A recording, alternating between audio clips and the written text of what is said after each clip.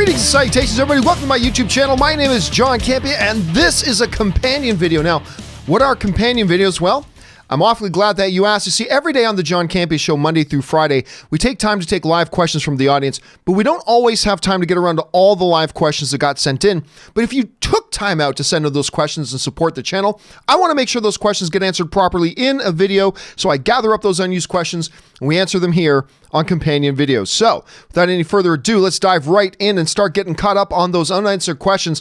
And we're going to get things started here at the bottom there with Dumbledore Calrissian, who writes, my wife and I saw Little Women the other night. That's one of the two films I still have yet to see this year before I complete my best of 2019 list.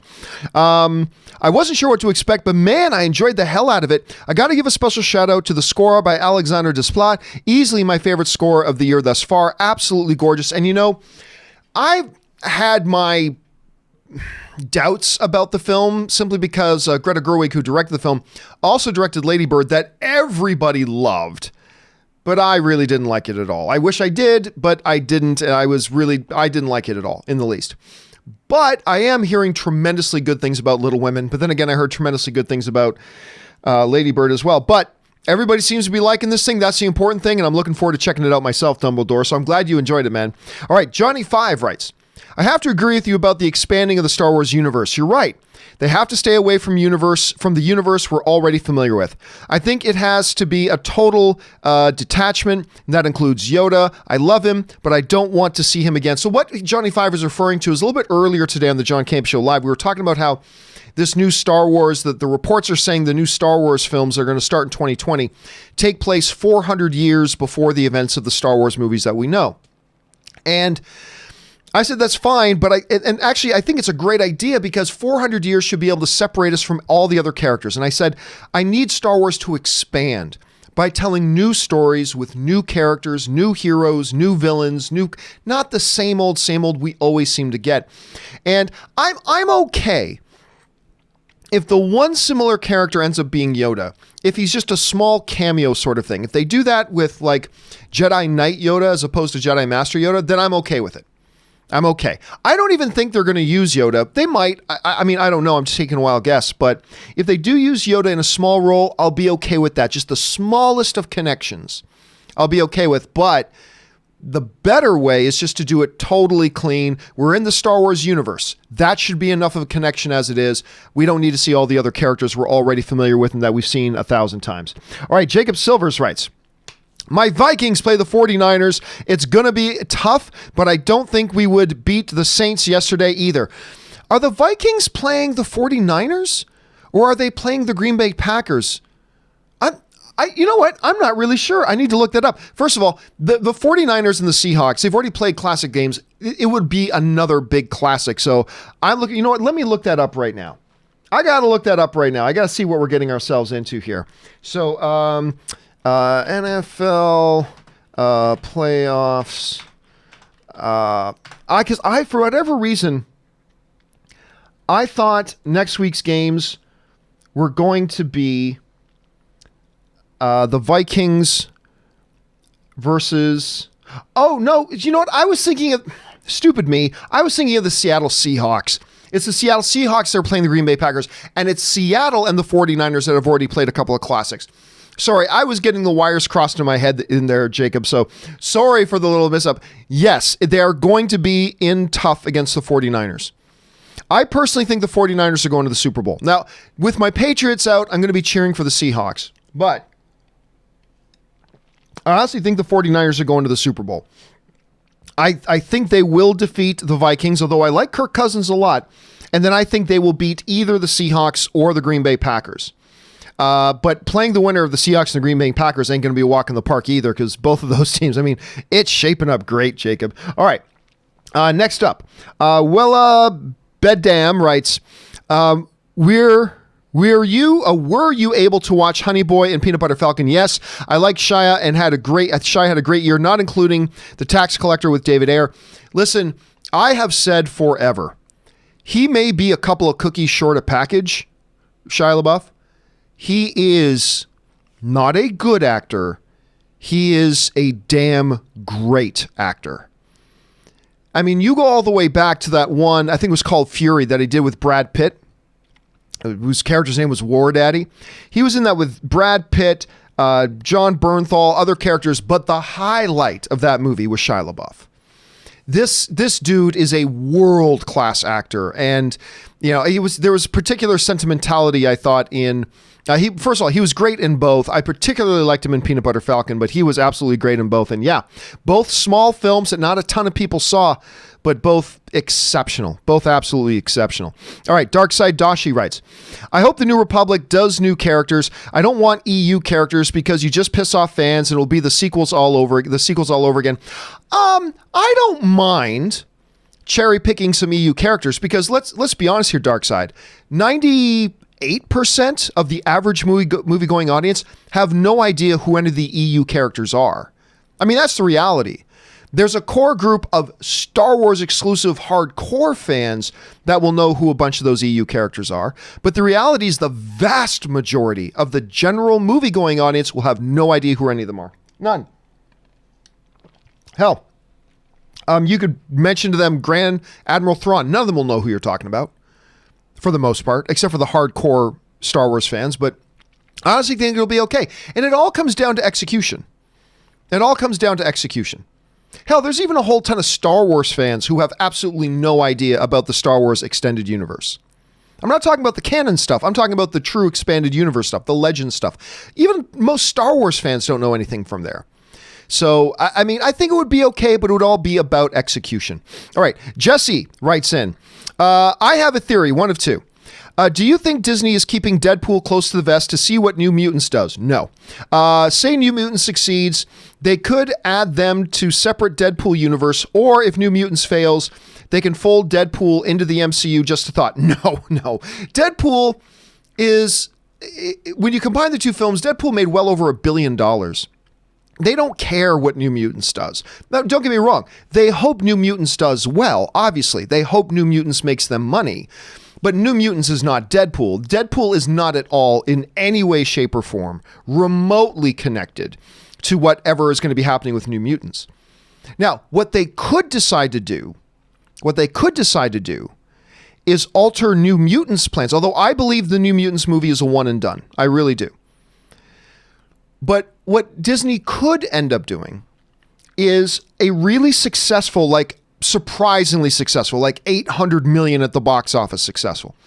New Mutants could theoretically alter what they were planning for New Mutants, but it's not going to alter what they're planning for Deadpool.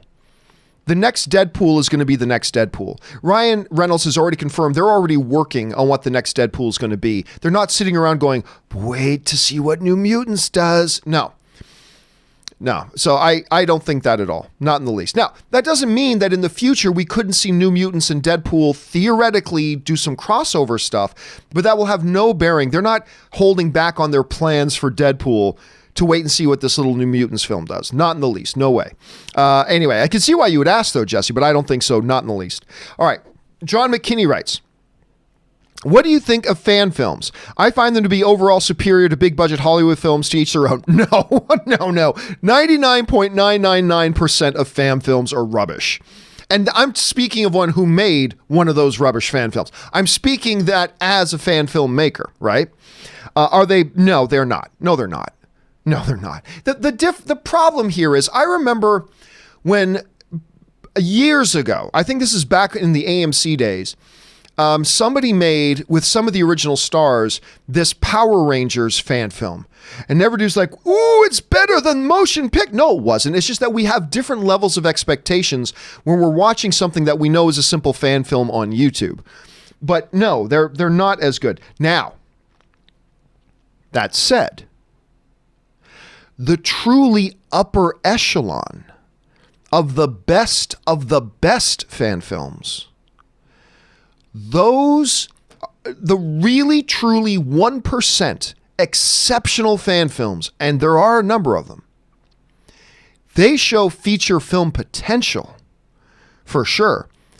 I mean, I go back, I think, to the greatest fan film ever made. The greatest fan film ever made to me is a fan film, and I'm not just saying because I know the guy, because I've been saying this long before I knew him. But the greatest fan film of all time to me is still Troops. That came out 15, 20 years ago. Troops, which is a play on cops. and it's done by a guy named Kevin Rubio, who you might recognize his name because you'll see him pop up in the live chat now. Again, Kevin Rubio is a guy I know. He watches the show, and I still think that's the greatest fan film of all time. Understanding what a fan film is supposed to be. But yeah, I enjoy a really great fan film. But the really great fan films are the 1%. And I even enjoy some not so great fan films. But yeah, in general, as somebody who's made a fan film himself, I enjoy fan films. But are they even remotely in the same, not just the same ballpark, the same parking lot, the same city, the same state, the same country as real actual motion pictures? No. No, because we judge them by completely different criteria. But the best of the best ones, they show potential. You know what I mean? And as a matter of fact, I even know a couple of guys who did fan films and then got hired by studios afterwards because of the talent they showed in their fan films. And I forget the name of it is Dorkman, something versus Dorkman. And it was these two kids who would just do these remarkably well choreographed lightsaber fights. And they eventually actually got hired to do some small films. So it's a really great launching pad if you can do it right. All right, Tyler Powers writes, what is your favorite Funko Pop that you own? Well, I think it's hard not to say my first two, which were a gift to me from my brother-in-law, Ray, who got me Sam and Dean Winchester from Supernatural, which was my favorite. As I take a look behind me here, my favorites, I don't know. A lot of my great ones are downstairs in a box still, like in my crates and boxes from when I made the move. It might be, you don't see it, but it might be my 2-pack. It's the Death Star Duel. It's the box with 2 figures in it. It's the Death Star Duel. And it's a figure of Darth Vader and Obi-Wan from the original Star Wars, which you can see, right just here at the tip of my finger, right here. The Death Star Duel, that or my large scale Thanos pop is also one of my favorite ones. But I got, emotionally speaking, my favorite one is probably my first two, which were gifts to me again from my brother-in-law, Ray, which were Sam and Dean Winchester of Supernatural. All right. Let's see here. John McKinney writes, unpopular opinion, Malcolm in the Middle is better than The Office. To each their own. It's my favorite sitcom, timed with Seinfeld. Hey, listen, Malcolm, to me, no chance. But television shows is just like movies in the sense that it's all subjective. Like, not everybody by the way, there are people who don't even like The Office, let alone have it as their favorite show. And I know a lot of people who love Malcolm in the Middle. Malcolm in the Middle was a show that I tried and it just didn't click with me. And that's okay. Fair enough. Nothing wrong with that. I didn't hate it or anything like that. But I know some people, John, that a lot of people totally love that show. Totally love that show. So don't you feel bad about that at all.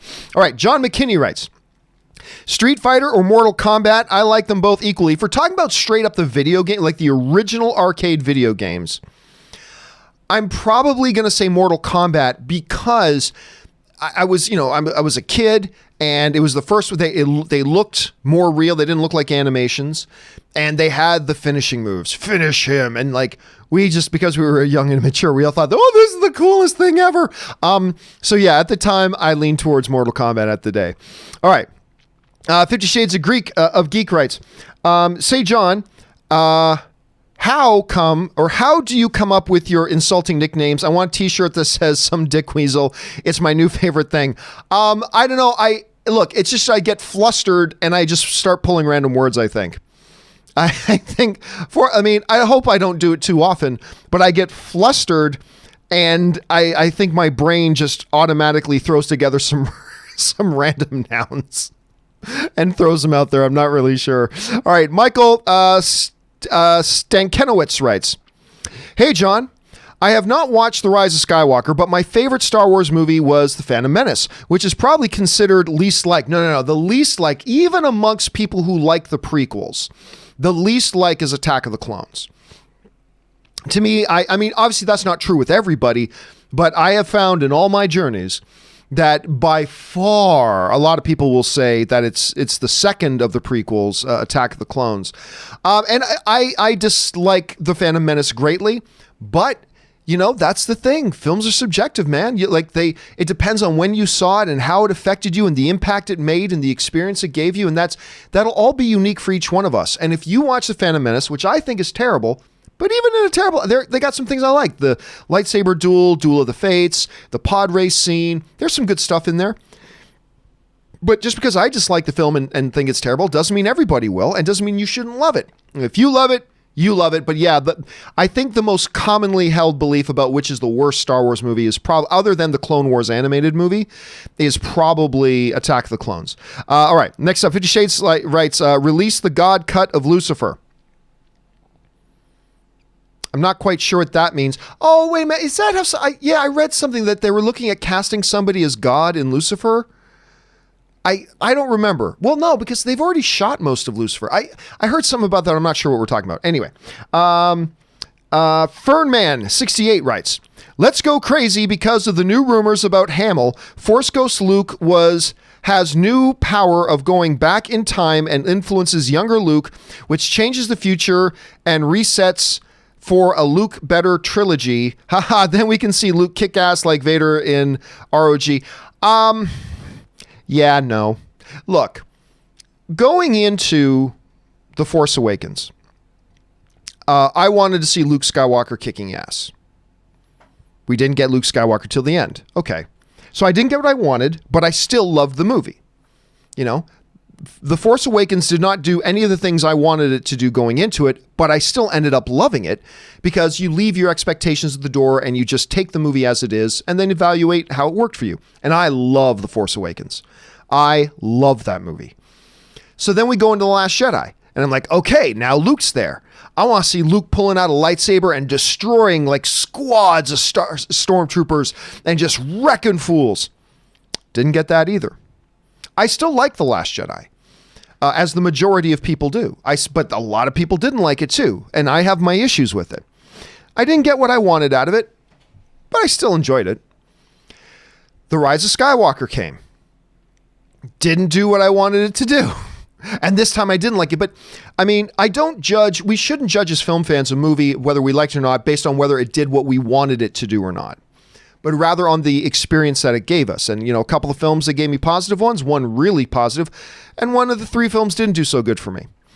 But it is what it is. That is now canon. I don't like time travel in movies because I don't think there's ever been a problem in any movie in history that couldn't be fixed with a cheap, lazy man's story quip of time travel. So I'm not a big fan of time travel movies, so I don't want to see them do it in Star Wars either. But that would be, I mean, you'd get a lot of people very happy about that, Fernman, if they did something like that. All right. John McKinney writes, another unpopular opinion. The Adjustment Bureau, greater than Titanic. They're both love stories, so why not? Again, to each their own. I don't see how the Adjustment Bureau has anything to do with Titanic. I also was not a big fan of the Adjustment Bureau. I mean, we're talking about the one with, I think it was Matt Damon. Hold on a second. I just want to make sure I'm thinking of the right movie because you guys know sometimes I think I know the movie I'm talking about and I'm actually thinking about a completely different movie. No, it is the one with Matt Damon. Oh, I forgot that was Emily Blunt in there. I totally forgot that was Emily Blunt. Yeah, I wasn't a big fan of the Adjustment Bureau. Not terrible. Although, I mean, I guess they both have boats in them. I don't really, beyond that, I don't really see the similarity, John, but hey, to each their own, my brother. All right. Tom Anderson writes, go Packers. Sorry, Rob. Yeah, that's going to be a hell of a game. Ooh, that's going to be a hell of a game. I think the Seahawks will beat the Packers.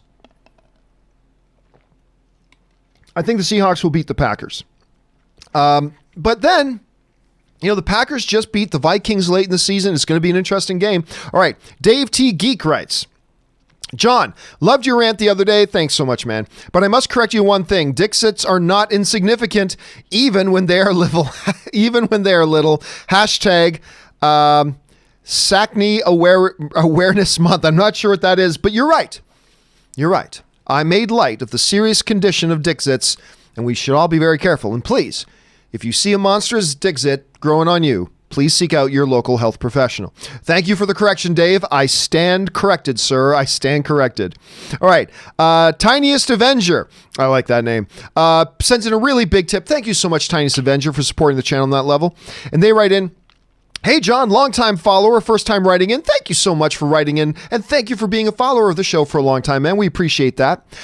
Thanks for all you do, Mr. Campea and crew. You continue to be a big inspiration to a lot of us, making us feel like we are with you on this journey. Bring on 2020 and the next chapter of the best show on YouTube. Well, thanks so much, man. I appreciate that. And you know, you bring up an interesting thing about the journey. And honestly, one of the reasons why I do this show at all is that we as film fans, we will like and dislike different things. We will have agreements and disagreements on certain things. We'll have different points of view, but that's what makes being a film fan enriching, is that all of our fellow film fans will have a slightly different or sometimes massively different experience with a movie than we will. And it's all about being on this film fan journey together. We get to travel down this road of film fandom. And one of the things that I love that really makes doing this show special for me is the fact that we do get to every day get together with fellow film fans here in around our virtual water cooler and talk about these things. And, you know, some people are mentioning the movies they really like Adjustment Bureau. And I'm like, okay, you really appreciate it. Awesome. I didn't. You know, it's just one that wasn't for me. Some movies that I say that I really like I'll say, how often do I say I love Man of Steel? But a lot of you guys don't. And it's just a great thing that we get to be, as a film fan community, on that journey together. And I think you put it beautifully, Tiniest Avenger. So thank you so much for writing that in. And thank you for being a part of the film fan community. We appreciate it, man. All right, next up. Bruce Kraft also sends in a really large super chat. Thank you, Bruce Kraft. I appreciate that. Love the show and your high production quality. Thank you so much. I agree that Cavill is the best Superman and The Witcher is amazing. I'm thinking of getting into video podcasts. Mind if I ask what camera and streaming software do you use? You can know, it's fine. And thank you for pointing out. Listen, I do, at the end of the day, the most important thing about any show, particularly online, the most important thing is the content. That's the most important thing. And you can do your content with with the webcam built into your laptop and the built-in microphone and just connect to YouTube live streaming and away you go, or pre-record it and then upload it to YouTube, whatever. Content is the most important thing. That said, I also want to give to my viewers the very best viewing experience possible. So I spend a lot of time, you guys have like every day I'm reaching, even things that maybe I haven't changed my setup for years. I still research things every day. I research better cables, better mics, better monitors, better cameras, better lenses, better software, better streaming services, better internet service providers. Like, I am always researching every single day to any little thing that I think might make for a better viewing experience for our viewers, because our viewers honor us by taking time out of your day to watch the shows. I want to honor our viewers by putting the very best into it that I possibly can. I mean, yeah, I could just set up my webcam, sit on my couch and go, hey, everybody. I mean, I could do that and it's still the same content. But I want to honor you because you guys have honored me. So I honor you by working my ass off and trying the very best I can to make it the best viewing experience possible. So I will tell you right now, there are many cameras you can use. Actually, I have been using, there's a beautiful camera by Canon called the Canon XC15. It's a wonderful fixed lens camera, but it is one of the first major 4K cameras that they put out with a fixed lens. It's a beautiful, beautiful camera. It can be used as a B-roll camera for like the C200, C300, and whatever. They've got the same picture profiles and all that. So I was using that for a while, but I not too long ago switched over to using the Sony A6400s and I use it both for this camera and I use it for this camera, our Sony A6400s. And then to complement the Sony A6400s, I bought Sigma 30mm prime lenses, two prime lenses, and both of them are Sigma 30mm 1.4 aperture lenses. Those run you about, I think they're about $350 per lens. But anyway, so the camera's about $1,000. The lenses are about $300 to $400, somewhere around there. I can't remember exactly. And those are the cameras that I use. Now, I did a lot of research. Blackmagic does a lot of stuff with video capture cards. I actually did a lot of research, and I found that the Magewell quad HDMI capture. Magewell also makes SDI capture, but they have this quad HDMI capture card. It'll run you about $900 to $1,000, but it just gives me clean, beautiful capture, no latency, no drop frames. It's just a beautiful, beautiful image. My software of choice, like I use the Adobe Suite for a lot of the graphics and post and pre-production work, but for my actual streaming, I use a piece of software. Now you can. There's a free thing out there called OBS, and another version of it called Streamlabs OBS. They're two different things, but they basically function 100% the same, and they're free, and you can use those. I use a more professional piece of software that just has a lot more capabilities called Wirecast, and I use the Pro version. That will run you about $800, I think, somewhere around there. And then, just as, if not more important than your video, is your audio. It's not just the microphones. It's also how you connect the microphones and all that kind of stuff. So what I use is, I don't have my webcam. Damn it, I wish I had my webcam. I usually have my webcam sitting right here that I can just grab and show you all this stuff. But as a soundboard, I use the Rode Podcaster. The Rode Podcaster. Is a soundboard that is specifically made for online presentations, podcast recording. It's got a lot of processing in it. I think that'll run you about $400 or $500. And then for the microphones, now these, I didn't just run out one day and just buy all this stuff. This is stuff that over years I have gradually added piece by piece as the years have gone on to the overall collection here. For microphones in studio, we've got 3 of these Rode Procaster microphones. These will run you about $300 a piece. We've got 3 of those in the studio for when we have guests in. Although we haven't had guests in the studio lately, we've been bringing people in via Skype. And then I have a 32-inch Asus HDR monitor in front of me.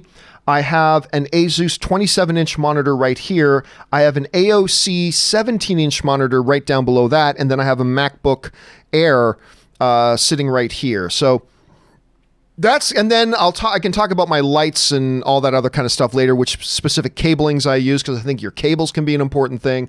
But that's kind of the ins and outs. That's kind of the ins and outs of the. But if you ask me again in 6 months, it might be different stuff. Because like I said, I am constantly researching. I am constantly trying to figure out what things can I add to the package that just will make the viewing experience better for my audience. So that's important to me, and it's going to be something that's continuously evolving, but that's my in-studio package right now as it stands. All right, but thanks. I love talking tech stuff, so I get kind of excited when somebody wants to ask a techie question, because I dig that stuff a lot. All right, let's see here. Let's move on. Alex Ostler writes, "Hey, John, I'm doing a drawing of Joaquin Phoenix. Cool. I wish I could draw, man. If I could have one skill that I don't have, it would be drawing. I cannot draw. I have no artistic skill. I decided to include all post I'm Still Here. Post I'm Still Here films. What's your favorite post 2010 films of his? Post 2010? I think I got to say Joker. I mean, there's The Master, but I'm not even, was The Master post 2010? I can't even remember now. I'm not Scott Mantz. I'm not a movie dates guy at all. The Master was 2012. It's hard not to say The Master. And, if you had asked me as soon as I came out of Joker, what's my new favorite? Well, my favorite Joaquin Phoenix film is still Gladiator. But post Gladiator, I probably would have said The Master. I might say Joker now. I might say Joker. Yeah, Joker is my favorite one. So there's that. Good on you, man. And I'm so jealous that you have the gift of drawing. I wish I did too. All right, Curtis Strange writes, "Finally saw Ready or Not. I so enjoyed that movie. That was such a pleasant surprise little horror film. I loved it. Fun fact, the movie was filmed at the same mansion as Billy Madison in Oshawa, Ontario, Canada, and Castle Loma in Toronto. I've been to Castle Loma. It's a beautiful place. I had no idea that they filmed that stuff there. No idea. And listen, if you guys still haven't seen Ready or Not, the one that looks like Margot Robbie stars in it, but that's not Margot Robbie, even though it looks completely like Margot Robbie, It was such a fun little horror film. So pleasantly surprised by that movie. I'm glad you enjoyed it, Kirsten. Thanks for the little bit of trivia on that. Abe 10 Alpha writes, although New Mutants is rated PG-13, some movies like Conjuring are rated R because of just horror. Yeah, some. But I would even make an argument there's some of them that don't even need to be rated R. Like, look, we go through the list of all these PG-13, of a bunch of PG-13 movies and go, how was that not rated R? But they weren't. They were rated PG-13. And then there are some movies that are R, but that maybe honestly didn't even need to be rated R. I mean, what was the one TV show? I remember the first season or two of, the one with the Headless Horseman and Ichabod Crane. What's that called again? It was on Fox a few years ago. It was called, I can't remember the name of it. Sleepy Hollow. That was the name of it. The Sleepy Hollow show, right? I remember the first season or two, like some of it, and even Lucifer too, but more Sleepy Hollow, some of it was straight up gruesome. And it was not just PG-13, it was on network television. So there's a lot of stuff you can get away with. I firmly believe you can do a New Mutants and make it really horrifying and scary, and it doesn't need to be rated R. And I don't think making it rated R, like somebody pointed out to me earlier that, hey, look, the new horror film, The Grudge, that was one of only like, I think 12 or 15 films in history to get an F cinema score rating. It's rated R. Did that make it any better? No, it's all about execution. All about execution. Does not need to be rated R. Now, some give themselves more to being rated R, like a Deadpool or something like that, but I really don't think that New Mutants needed to be rated R. There's not going to be a bunch of nudity, and there's not going to be a bunch of sex, and it doesn't require a lot of extreme foul language, so I think they're going to be fine. I really do. I think it's going to be fine. All right. Alex Ostler writes, forgive me for that. Hey, John, I'm doing a drawing for a friend who requested Joaquin Phoenix, to which I thought, that's simple, so I decided to incorporate all post I'm Still Here films of his. It's funny, I feel like you just asked this. Other than Joker, Her, and The Master, which are your favorite films? Okay, so now you've qualified it. Now it's not only what's my favorite film of his post 2010. Now you're asking favorite films of his post 2010, not including Joker, Her, and The Master. Well, now I'm going to have to look at lists of his. Let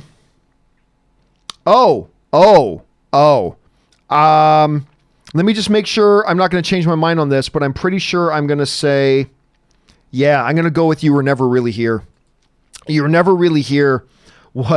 I'm actually surprised it didn't get more awards considered. It didn't get nominated for any Academy Awards. And I really thought it would. I very much thought it was going to get nominated for some Academy Awards. It didn't. It was directed by the same girl who directed We Need to Talk About Kevin. I want to say Lim Ramsey. Could be wrong about that. But yeah, I think You Were Never Really Here. That's my favorite one of his post 2000, not including The Master or Joker. So there you go.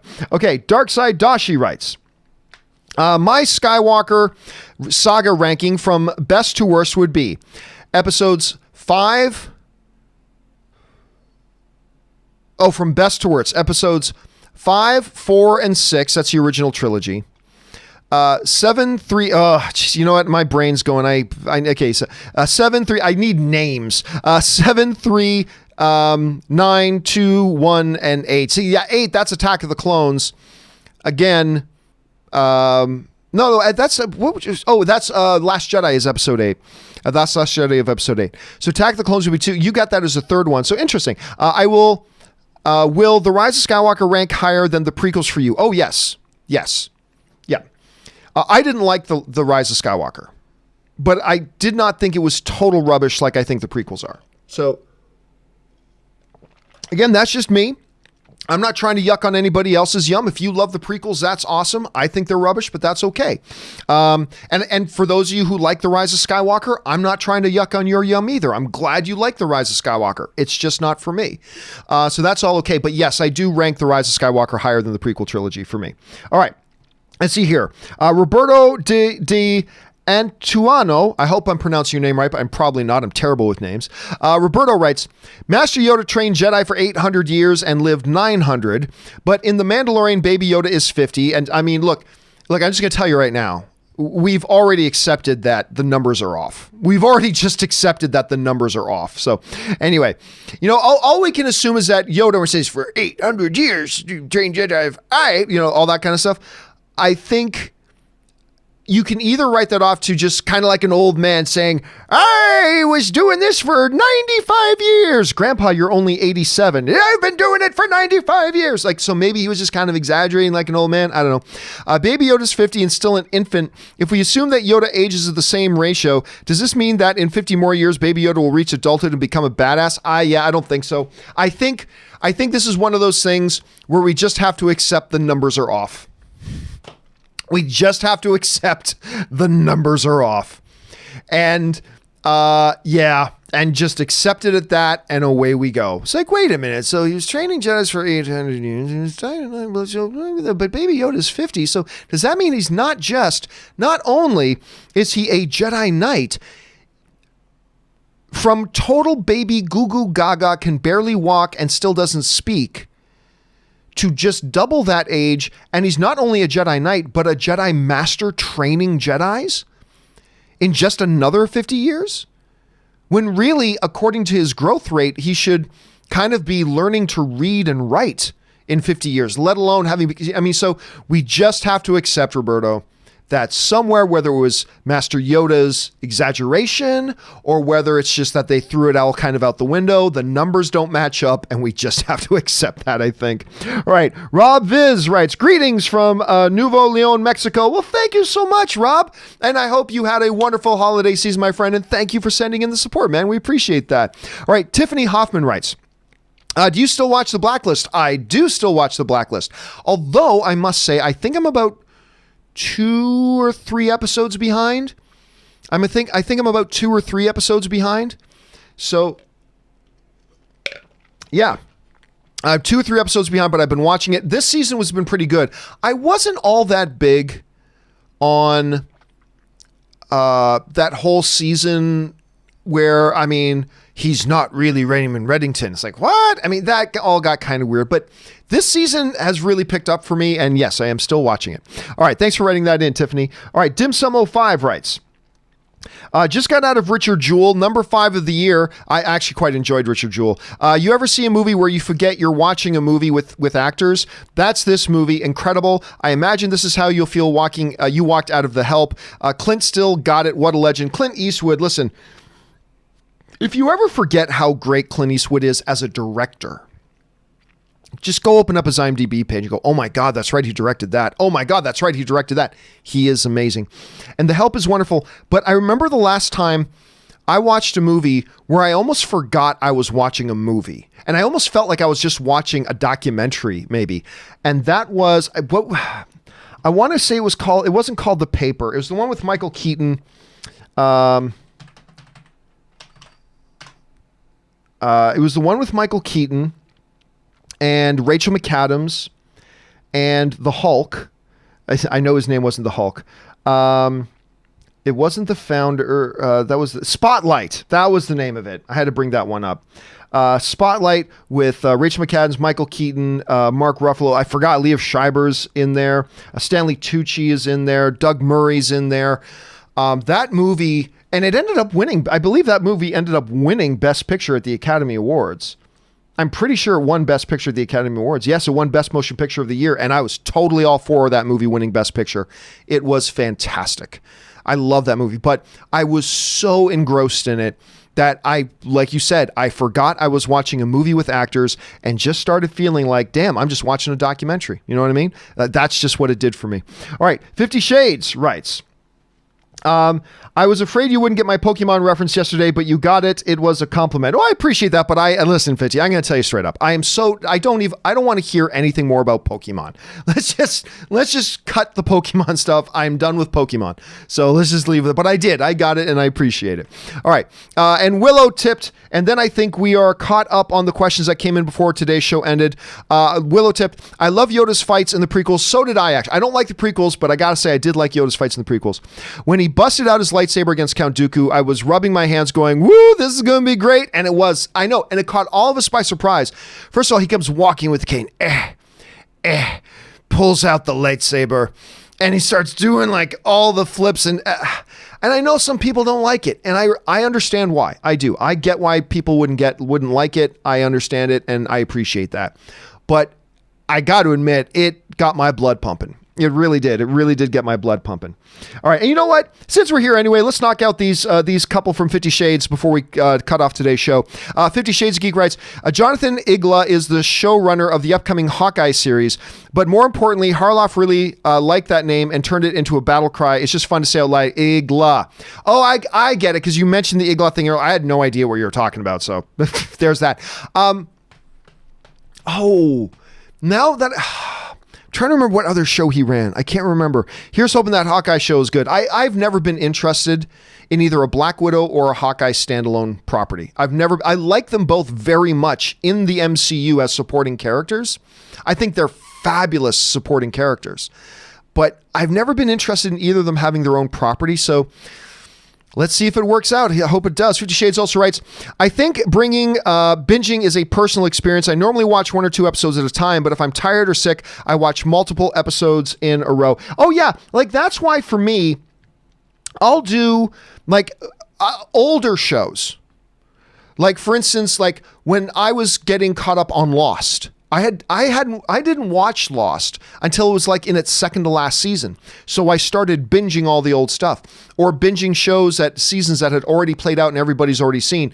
That's fun. But for new shows, I like the week to week experience because I get to come along with everybody else. But for the older stuff, yeah, if I'm sick on a weekend or whatever and just kind of crashing out on my couch, a good binge fest is always good. Absolutely. 50 Shades also writes, I once had food poisoning and couldn't sleep all night, and so I watched almost 20 episodes of Pokemon in bed on my tablet. Binging could be a good remedy sometimes. Absolutely.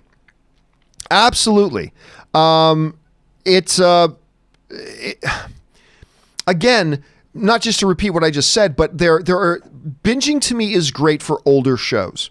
And I don't just mean older by like 10 years ago. I mean, even older, like last season of something that everybody already watched and that was out last year, and I want to binge and get caught up. Binging can be fun. But for new shows, like I like Mandalorian and Witcher pretty much equally as shows. But I vastly preferred my experience with Mandalorian because I got to week after week continue to talk and interact and buzz together with my fellow fans about it every single week as new episodes were released, and it just made it for a much better experience. You know what I mean? It just made for a much better experience to me. And so that's why, to me, on that level, that's the one that works for me really, really well. And then apparently 50 Shades had a problem with their dog getting on the keyboard, so don't worry about that. All right, guys, that will do it for this installment of what was I going to say? This is a companion video. I almost said open mic. For this installment of the companion videos, we are now all caught up on all the questions that got sent in on today's show. Make sure you guys tune in again tomorrow for the John Campea Show. Robert Meyer Burnett will be back in, of course, and we're going to be talking about all new stuff. By the way, they just announced that Christian Bale is in talks. This is from Variety, not from some little blog or some little loser YouTube channel in his spare bedroom. It's Variety's reporting that Christian Bale's in talks for Thor. For Thor: Love and Thunder. We're going to talk about that tomorrow. Make sure you guys come back and join us. Hey guys, thank you to all of you guys who watched this video today, and a special thank you to all of you guys who sent in the questions, not just because you gave us great fun things to talk about, but also because obviously you supported the channel while you were doing it, and all of us here, thank you so much for that. Hey, listen, if you want to get a head start on sending in questions for tomorrow's show, look in the top line of the description of this video. You'll see the tip link. You can go there and send in a tip with a question anytime, 24/7, and we'll get around to answering your question on the very next show that we do. So thanks a lot for being here, guys. That'll do it for me. My name's John Campea, and until next time, my friends, bye-bye.